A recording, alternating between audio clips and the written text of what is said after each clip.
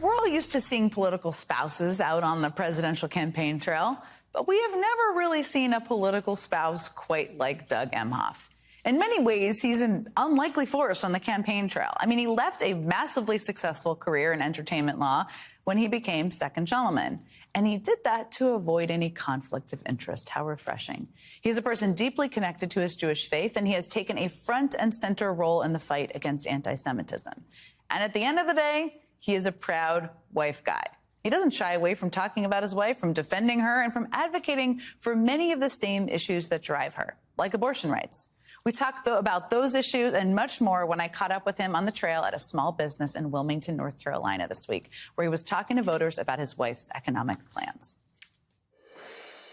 I want to ask you about an economic issue that people always think of as an economic issue, and that's abortion rights. And your wife, Kamala Harris, the vice president, has been outspoken on this issue long before she was the nominee. She was traveling across the country talking about this issue.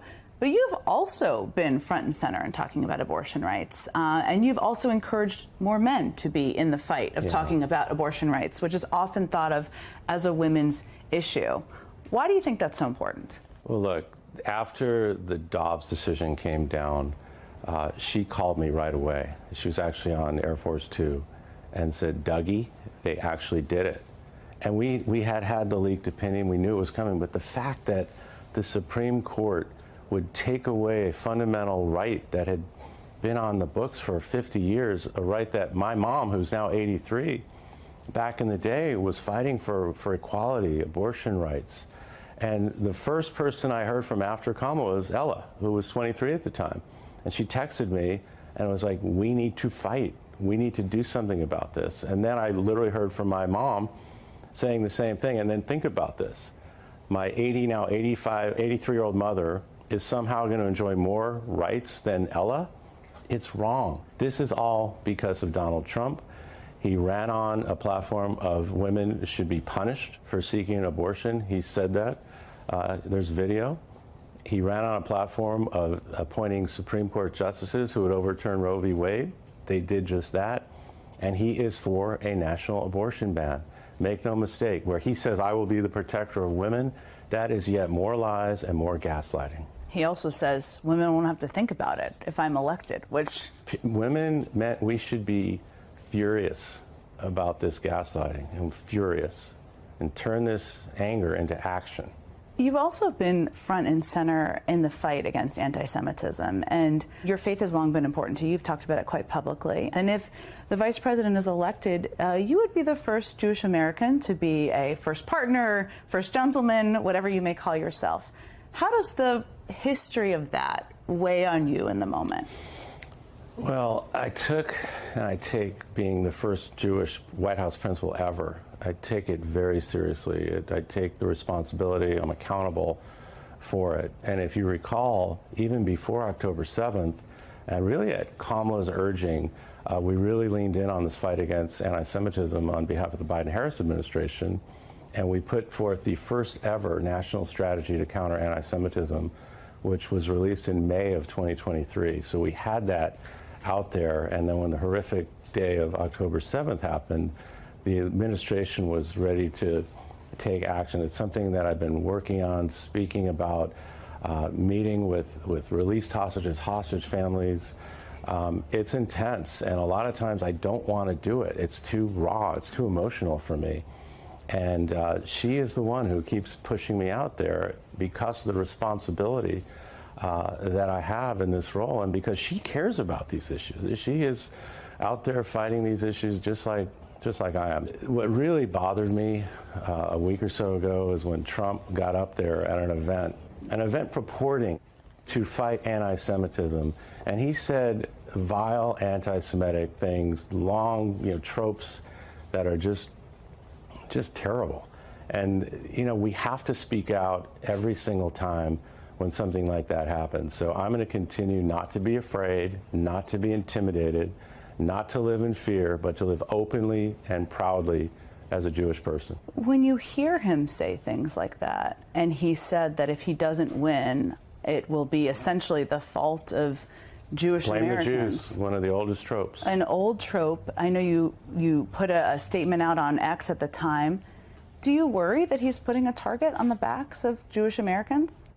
He is. I mean, take him at his word. He lies about a lot of things, but you've got to take him at his word on things like this. So, yeah, this is a disgusting trope, with this so-called dual loyalties. It's an outrage. And it's not just Jewish people that should be outraged. Do you think he's anti-Semitic when he says things like that? Do you look at him and see the repetition of this type of words and language as anti-Semitic? Of course it is. And I've said that publicly. Definitely. I want to ask you also about Mark Robinson, because we're sitting here in North Carolina. You spoke about him just at this event. He also reportedly recommended Hitler's Mein Kampf as a good read. He called himself a black Nazi. He is still the nominee for the gubernatorial race here. Josh Stein is obviously a great candidate. What do you make of that as you look at the state of the Republican Party? It's pure cowardice. It's shameful. It shouldn't be this way. We need a strong Republican Party. We need people like Liz Cheney and Adam Kinzinger who've come out and endorsed Kamala Harris, where you may not agree on every single idea and policy, but you agree on who we are as Americans. You agree on our Constitution and who leaders should be. So when you have someone who's made comments like Mark Robinson, he's clearly unfit, unhinged, should not be running. And the fact that Donald Trump was right here in Wilmington, right where I'm sitting, where he couldn't disavow Mark Robinson. He was trying to ignore it, but he did not disavow what Mark Robinson said, his candidacy, and it's just shameful. It's just shameful. And Donald Trump's the guy who said this guy's a star. He said he's Martin Luther King Jr. on steroids. Hasn't disavowed any of that. So Donald Trump is supporting Mark Robinson. Those are the types of candidates that he's supporting. And we can't have it. It just shows you yet another of the many, many examples of why Donald Trump is just unfit for any job, let alone President of the United States. Something that has also been an important part, or an interesting part of how people have talked about your role here, is how your role has reshaped the perception of masculinity. And I'm not sure you planned on that, but you are an incredibly supportive spouse. Has that been an evolution for you? And do you think that's part of the role you might play as First Gentleman?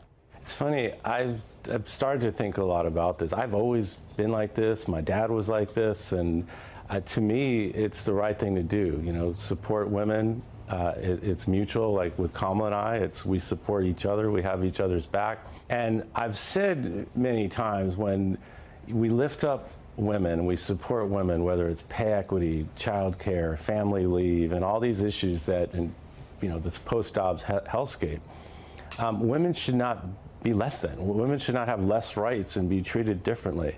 That's not the American way. And it's also not like, if some woman succeeds, some dude out there is suffering. It's not a one-to-one relationship. When we lift up women, we lift up families, we lift up the economy. And when I was in the business world, it lifted up the organizations that I was in. It certainly lifted up the White House when you were there, with you there and Kamala as vice president. It was a great workplace there. There's a pop culture phrase, wife guy, which you've kind of been known as. Are you familiar with this? I've heard about it. As called a wife guy, a proud wife guy? How do you feel about that? Well, if I do something annoying to Kamala and she gets upset, I'll just show her that article. Right. I'll say, I'm trying. Or a T-shirt or a mug. Yeah.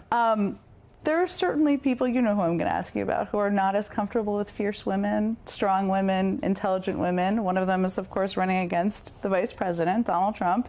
He seemed to be uncomfortable on the debate stage, and he sort of amused post that about how people thought this woman did better. He's also refusing to agree to a debate, which she's already agreed to. Do you think he's scared of debating her? Yes, he should be. The other thing I have been thinking about a lot is how it must be for you when you see people attacking your wife. You had a pretty strong response recently when Governor Sarah Huckabee Sanders attacked the vice president, suggesting that because she didn't have biological children, she, quote, doesn't have anything keeping her humble. I know you spoke out about that when you were asked about it, but I bet it pissed you off at the time. What was your initial reaction as a human being when you saw that?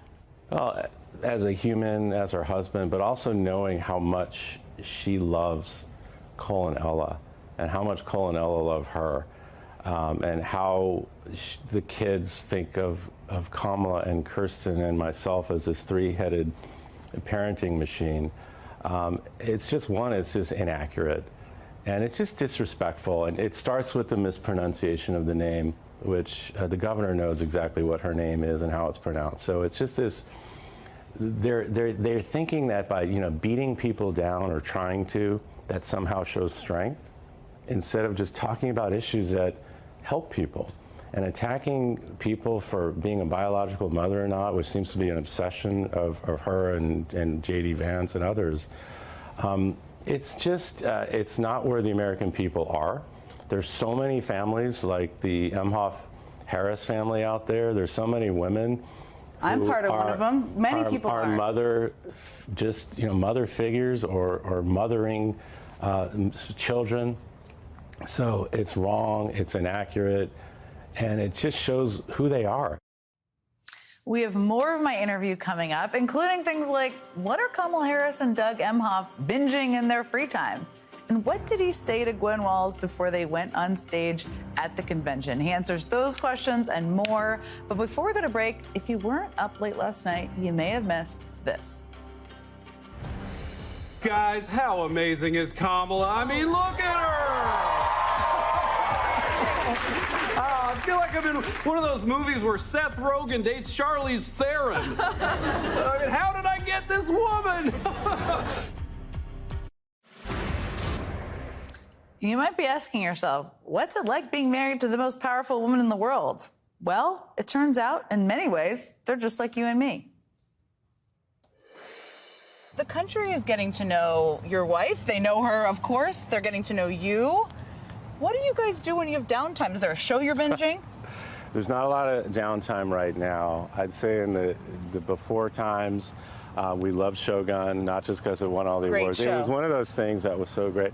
I can see that she watches a little bit of The Bear here and there. How do you know? Because, on the resume. Oh. But I can see, though, she's ahead of I you? watched it, yeah, and the show can get a little stressful. So I'm sure right now it's probably not the greatest show to watch when we're just trying to be out there.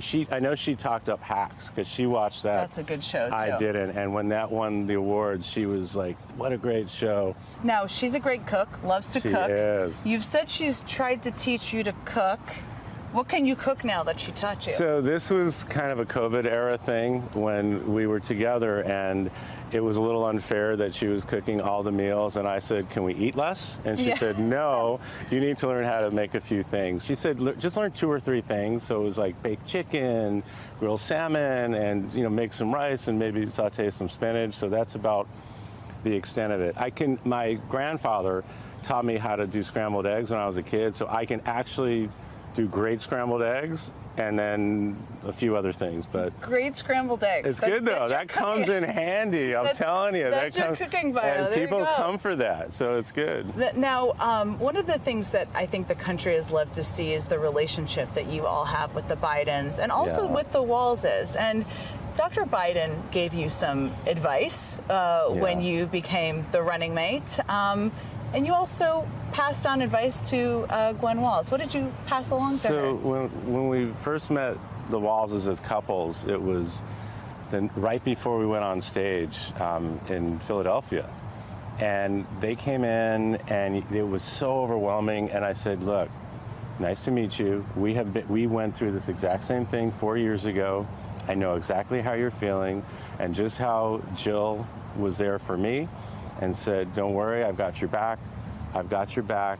I'm going to get you through this thing. And literally, as we were walking out in front of 20,000 people, she's like, what do I do? I said, you just grab my arm, and I'll just follow me, and walk right out to your husband, give him a hug, and we'll do this. Now, one of the things you've been doing still while you've been second gentleman is teaching at Georgetown Law School, which you've enjoyed, and you've said you enjoyed.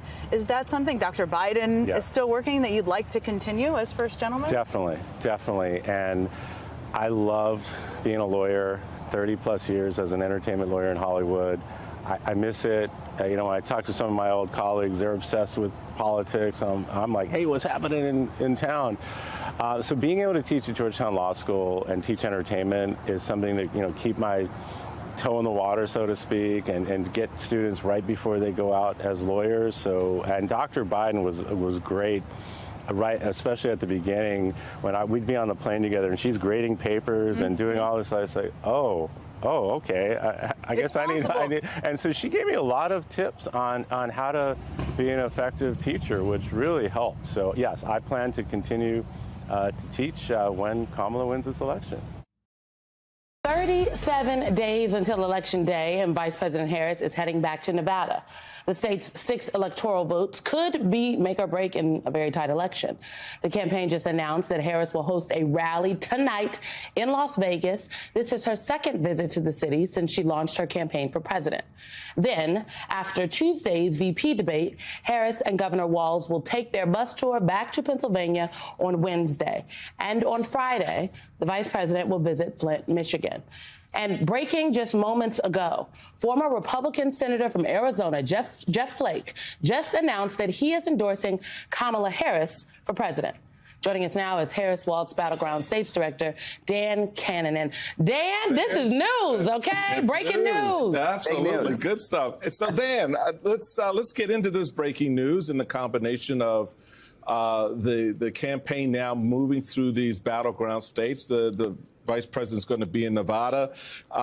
You have someone like Jeff Flake coming out, another Republican for Kamala Harris. Welcome. What's your take? How do you feel about this battleground strategy for the campaign right now? When you look at states like Arizona, the play last week in Pennsylvania and elsewhere, how do you guys assess where you are at this point with, 39 days or so left? 37, Michael. We're counting, 37. But we are counting because we have work to do. It's a really close race. It has been this entire time. You heard me talk about this a couple times in August when we discussed the battleground strategy then, and it remains the same. We know that Arizona and Michigan and Pennsylvania, all of these states are going to be very, very close. They've been toss-ups in all these elections. And when I came on this show, I think in early August, I was checking the notes before I came on, we had something like 1,400 staff and 260 offices.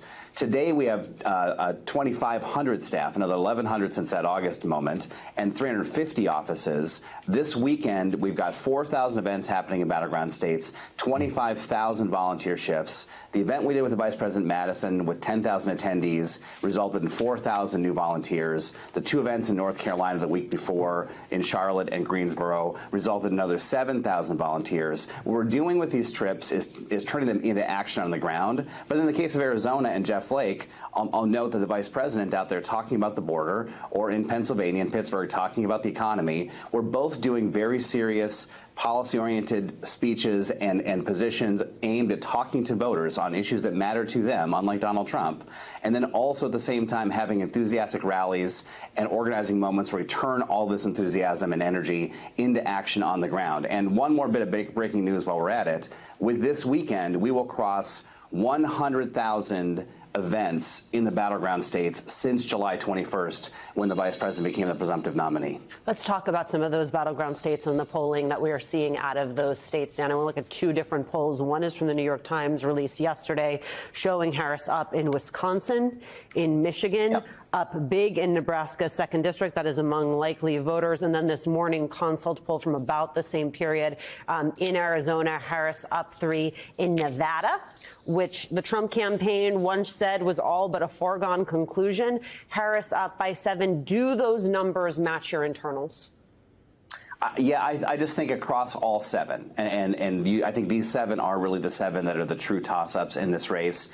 Alicia, I would say any one of the states you mentioned, any one of those 7, has the potential to be a tipping point state. They're all very close. They're individual races. The issues are different in each to some degree, and there are different ballot considerations in each state, different considerations on the ground. But at the end of the day, there's political gravity in those states. They've been just toss-up states. And again, the polling is one thing, and we're getting a little closer to the end where the polling can actually have some indication, I think. But we care less about that top line. I look at the election results for Senate, for governor, for president in all those places, and our modeling. And what we see consistently across the 7 is states are truly tied. And in some places, we're still an underdog where we need to be a bit more ahead. And so I think the imperative is... Dan, tell me where. Where are you still an underdog? I think across the battlegrounds, Alicia, I just feel like we just have to be a little bit, more firm than we are, and that is a imperative for our campaign to continue to talk to voters.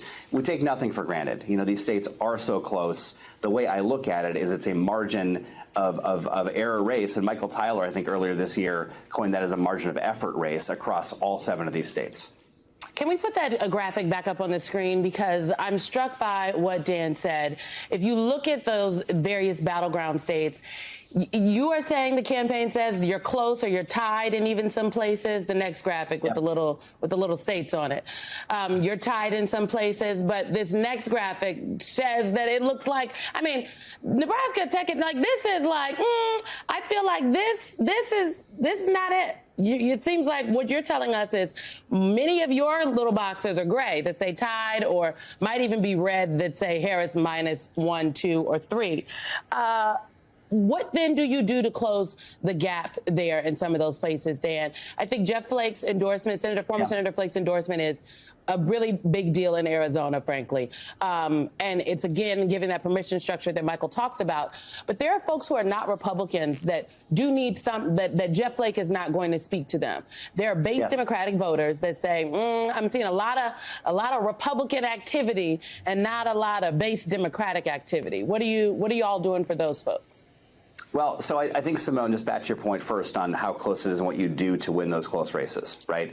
The race has not moved tremendously at any point in time in this calendar. There's gravity, again, we're fighting a little bit, and we understand that. So partly the plan has been to have this presence on the ground talking to voters, and that's both persuasion and it's mobilization, as you point out. And this last mile, these inches you're fighting for at the end of a close race are about persuading those handful of folks, who still need to decide where they're going to land in this race. And someone like Jeff Flake can be a permission structure for Republicans who do not like Donald Trump and do not want to vote for him, but don't know enough about Kamala Harris and what she stands for and her ability to bring people together. I think Jeff Flake speaks to that and creates that permission structure for Republicans. And then on the mobilization side, all those events I talked about, 4,000 in battleground states just this weekend, 100,000 events since the vice president became the presumptive nominee. We are engaging those voters and pushing them. And mobilization is both about excitement. It's about creating an energy and a place for people to come and be part of a campaign, which then expands that snowball going downhill. It's also about the mechanics of election. If you can register more people, if you can cure more ballots, if you can make sure voting access is protected at the polling locations through our voter protection program, all of that generates hundreds of votes in a county, thousands of votes in a state, and that is the margin in these places. 11,000 votes in Georgia and Arizona in 2020, 20,000 in Wisconsin, and I'll note on Wisconsin, already 52,000 votes have been cast by mail. That is more than double the margin of victory in 2020. So we're here now. We're doing the work. Donald Trump's campaign is not doing that. They're doing rallies. They're selling gold watches. They're not talking to voters. Now, Dan, I think Simone makes a very important point because your campaign is faced with two sometimes diametrically opposed positions. One is, okay, I would love to get these Republicans and center-right voters to the table because you're going to need them in those battleground states. But the other side of it, you still, to some degree, have to close the deal, particularly with younger Democratic voters out there. It's not enough to wave the abortion banner and to, say some other things that may sound good. It really does go to some of what you're talking about, how you're pressing up against them to say, not only do we want you, we need you to be a part of this. Because my assessment, Dan, Democrats have to overwhelm the ballot box this November. You have to do the unprecedented. You have to do basically what I did in 2010. You got to find votes in places in nooks and crannies that no one thinks they're there to pull them out in order to win, because you know what happens on the other side. If this thing is close, it gives Donald Trump and his ilk more noise to make about election fraud and so forth. So how do you close that piece of it from your perspective to make sure your base Democratic voters know at the end of the day, we love Republicans, and Jeff Flake, thank you. But we need you. We need you to overwhelm the ballot box in these battleground states. It's a few things, Michael. So on the first point you made about the potential for the other side to cause trouble if it's a close election, we know they will do that. Nothing like experience. We've seen it in 2020. There's a robust and strong legal apparatus in this campaign that was built much earlier than any other campaign would build that, specifically to guard against what we know they will do because Donald Trump has no morals in that regard. Absolutely none. But then on the campaign side, we are building momentum and enthusiasm. The vice president has lit a fire with voters. In the weeks following her taking the baton on this race, 400,000 brand new volunteers came to the campaign organically. And then that staff on the ground is channeling those folks into activities. There's nothing like being a part of something to make it real and tangible and then come back for more and then bring people with you for more. And when you talk about the stakes in an election and being part of something you just cannot miss, that is best effectuated by people on the ground who are part of it, that you know. They're in your neighborhood. They're in their community. They understand the issues that you care about, and you understand the issues they care about, and they pull you along. That's an effort on the ground that's happening across all these states. And then, of course, the vice president herself is phenomenal at this. When she goes on the road, when she goes to the debate, and by the way, I'd love to have another debate with Donald Trump, and so would she. There's an ad out this week talking about the need to have one more conversation with voters because folks do not understand still the stakes in this election, and I think that conversation is required. Donald Trump afraid to have it, clearly. But we want to have all of that out there, both the rallies, the debate, the persuasive moments, the organization on the ground, and then on the back end, the legal protection. The campaign is thinking about all of those things because in this modern cycle, it's not enough just to do GOTV. You've got to persuade folks the whole way, and you got to turn them out the whole way. You have to do both. All right, do both, and do it big. Do a lot of it. Do a lot of it. Dan, thank you, my friend, for being a part of the conversation to kick us off. And we're just 2 days from the first debate between Tim Walz and J.D. Vance. It's a chance for voters to see the men who could serve as vice president. A role that's, come into sharp focus lately as we've saw this summer. The Vice President Harris became the Democratic Party standard bearer. Not to mention, if Trump wins, he'll be the oldest person to ever win the presidency. The only Democrat to debate J.D. Vance, former Ohio Congressman Tim Ryan, says Tim Walz needs to hold Vance's feet to the fire because Vance is, quote, able to semi-articulate some kind of intellectual underpinnings of Donald Trump's rants. Yes, J.D. Vance will be the one to try to convince you pigs fly. As for Walz, he's getting help from Transportation Secretary Pete Buttigieg, who's standing in for Vance during debate prep. Joining us now, Massachusetts Governor Maura Healey. Welcome. Governor, while we were in the break, good morning, I said to Michael, I said, JD, this is going to be an interesting debate because Senator Vance he will say the craziest, most ridiculous, untrue things, but he'll say it with a straight face. And I use the example of pigs flying and him ardently defending pigs flying, and Michael decided to throw it into his script. What Governor Walz very well. Obviously, he is the former head of the Democratic Governors Association. What do you think people will be surprised about when they meet on that debate stage on Tuesday? Look, they're going to see Governor Walz as who he is. I mean, Tim is just an incredibly authentic guy, and he's been an incredibly wonderful governor. And one of the reasons he's been so great is that he gets it. He represents everybody in his state. Tim doesn't think of people in terms of being too liberal, too conservative.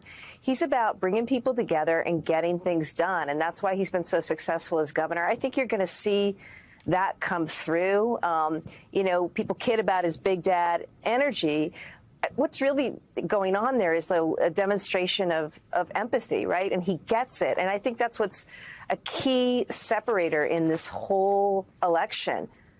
Tim and Kamala get it. They're there for Americans. They're there for middle-class families, right? Their eye is on the ball, which is like lowering costs, making life easier, more affordable, protecting communities, protecting our kids, funding things like health care and child care and education and building more housing, right, so we can drive costs down. In contrast, what you'll see is J.D. Vance just basically sucking up to Donald Trump. I mean, he's a poser. He's such a phony.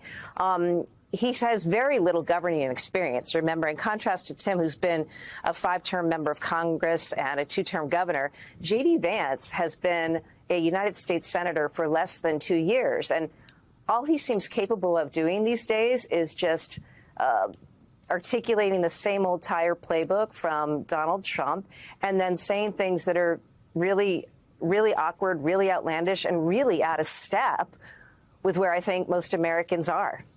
Let's take a listen to the last time you had Vance debating. This is him on stage with Tim Ryan and is from October of 2022. Here's exactly what happens when the media and people like Tim Ryan accuse me of engaging the great replacement theory. I'll tell you exactly what happens, Tim. What happens is that my own children, my biracial children, get attacked by scumbags online and in person because you are so desperate for political power that you'll accuse me, the father of 3 beautiful biracial babies, of engaging in racism. We are sick of it. You can believe in a border without being a racist. The challenge, it would seem to me, Governor, is one, you've seen the video now out on the stump. You have them in front of a step and repeat, Trump and Vance, that says deport illegals now, that says stop illegal immigration at their own convention. They sit around with big posters praising deportation. They are now crystal clear on where they are on a number of these issues. It will make it harder for him to get out from under that when confronted with it in a debate. But we know, based on that tape, he's going to try. He absolutely is. You're absolutely right. He's going to, he's going to try to come off as slick. He's going to say all sorts of things that are just not true. And he's also going to take positions that are contrary to what he said in the past. But, that's just who J.D. Vance is. He's a phony. He's a poser. What Tim Walz needs to do is just do what he does every day, which is just show up and be himself. He's also a coach. I'm sure, he's ready for game day. And, he will continue to just press the case and point out the real differences, right? I mean, Walz and Harris are firmly in the corner of protecting women and reproductive freedom and access to abortion. And J.D. Vance, remember, wants to take that away. He wants a national abortion ban. He doesn't even want abortion in the instance of rape or incest. The things that he said about women are just horrible. And I think you'll see Tim Walz just continuing to press that and to make those differences clear because, on issues of the economy, on issues of health care, child care, access to abortion, I mean, the differences could not be more stark. And you're going to see Tim continue to press and press on that, notwithstanding anything crazy that J.D. Vance has to offer or say. How do you, Governor, make Pete Buttigieg playing the role of J.D. Vance, which, if I'm looking at it, is kind of an interesting pairing, if you will, sort of, because Pete has his own kind of style. It's not what you would think, in terms of having him kind of pretend to be or play someone like a J.D. Vance. So, but I guess it will work. And what's your take on the prep in terms of, because I'm a little bit, I'll be honest, I'm a little bit nervous about this debate for Tim Walz, simply because I know what he's up against with J.D. Vance. And my concern is that, the slick, slimy kind of, thing that Alicia just played, where he suddenly transports himself into victimhood. I'm the father of three biracial daughters. Oh my God, how could you say such a thing? At the same time, you're running with a guy who would take your 3 biracial daughters and put them in a camp somewhere if their papers don't check out. So how do you see that playing out in terms of Walz's attempt to really press the point back on someone like J.D. Vance, who is pretty slick at the game? Yeah, I think you're exactly right, Michael. And this is what I think you'll see Tim Walz continue to do. He's just going to actually talk about what he's done and what they want to do, what he and Kamala Harris want to do. You know, remember, Tim Walz is a guy who got elected in a Republican district 5 times over. He went on to be governor. He cut taxes in Minnesota. He took care of people in Minnesota. He made breakfast and lunch free for kids in Minnesota. He funded education. And he also protected women's access to reproductive health care. He was the first governor to take action after the overturning of Roe. And I think he just needs to go back and just point out all the things that he's done and what Harris Walz want to do. Remember, they are the ones, Kamala Harris and Tim Walz, actually want to help real Americans, middle-class families. They want to cut taxes for middle-class families. J.D. Vance and Donald Trump only want to cut taxes for the super wealthy. And in fact, and tax things like our phones, everything from phones to computers to our cars to tequila with these crazy tariffs that they want to put on everything. So I think you just got to continue to press on what the facts are here.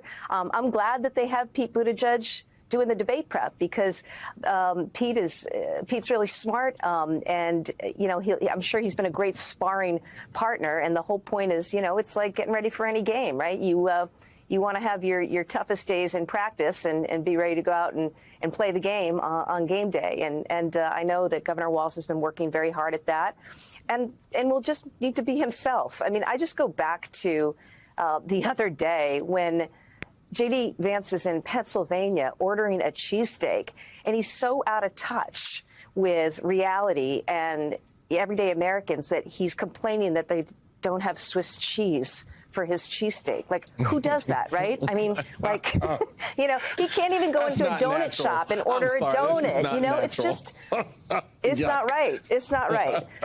He didn't read the briefing, Governor. He didn't read the briefing. He missed that one. That's what we got to let. He missed that one. So you got to let Tim be Tim, and he's going to come off as caring, authentic as he is, right?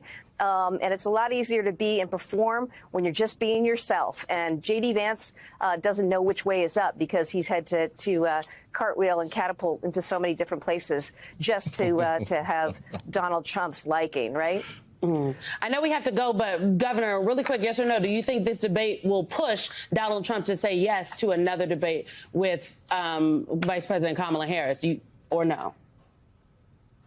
No, I don't know what goes on in that man's mind. All I know is that the stakes could not be higher, and people got to get out and vote and understand that no matter what is coming out of J.D. Vance's mouth or Donald Trump's mouth, look at the facts, look at the playbook, look at Project 2025, look at what they're looking to do and where they're looking to take this country, and contrast that with a vision that's about lifting people up, bringing people together, moving our economy forward, and making life better for Americans. That's Tim Walz and Kamala Harris. 23. From high school, most of my black and brown friends and Filipinos, they had dropped out, not finishing high school, but we call it push out. Yeah, because they have an unwelcome climate, the way that you're treated in the schools, that the kids don't feel welcome. And I had this anger inside of me, but I never knew what to do with it until I learned how to organize. That was legendary labor leader Dolores Huerta sitting down with actor John Leguizamo for the new series American Historia, the untold story of Latinos. The 3-part documentary premiered yesterday on PBS and covers thousands of years of Latino history, from the Mayan Empire to the United Farm Workers Association. And joining me now is John Leguizamo, host and executive producer of American Historia, the untold history of Latinos. John, welcome to the Saturday show. This project started 8 years ago with your one-man show, Latin History for Morons, which was inspired by your son. How did parenting turn you into a history buff? Well, my son was not getting any Latin history. And, you know, we're equal to whites in population in New York City, but there's, you know, Johns Hopkins University and Unidos US did a study and found that 87% of Latino contributions to the making of the U.S. are not in history textbooks. So that's what my show is putting those 87% plus 13% more back into American culture as an antidote to our erasure, our deletion, and our being crossed out. You know, your series is twice as long as your Broadway show. So what have you been able to add in this new format? Well, yeah, are you trying to say my show was long? It might have been a little bit. I'm a little long-winded. But this one includes, I'm getting granular here, and I'm getting specific, like talking about the incredible things we've done in this country, like finishing the railroads after our Asian brothers and sisters were kicked out. We finished it all the way to the Pacific. We built all the infrastructure in the Southwest and West. We survived a lot of oppression, not as much as my Black brothers and sisters, but because over 9,000 Black people were lynched in America, but 6,000 of us Latinos were lynched, burned alive, shot, massacred. Our women were experimented on and sterilized in California against their will and their knowledge. We fought the first case against segregation was a Latin family, Maestas, in 1911 in Denver, Colorado. And the first young boy lynched in America was a Latino boy, Antonio Gomez, in 1914 in Texas for disrespecting a white man. And the first woman lynched in America was the Latina, Josefa Segovia, in the gold rush era, because a white miner had raped her and she shot him and she wouldn't show remorse, so they hung her. So out of all this oppression, we still built America alongside my Black brothers and sisters. And here we are. This year we hit an inflection point where we contribute $3.6 trillion to the GDP in America. If we were our own country, we'd be the 5th largest nation in the world, bigger than Brazil, bigger than India, bigger than England, bigger than France. And what do we get for it? Very little. Immigration has been in the headlines this week with the vice president visiting the border and Donald Trump's comments about so-called migrant crime. John, how do you hope this documentary changes the narrative around Latino immigrants? Well, the fact that we keep forgetting that everybody in America is an immigrant except Native Americans. This is the greatest nation that was stolen, right? And Latino people are mostly indigenous. And that corridor in the Southwest was a porous corridor. In our show, we showed Tenochtitlan and Teotihuacan, and they found artifacts from Arizona all the way down to Central and South America. This was a huge corridor of our indigenous people. It was like Grand Central Station.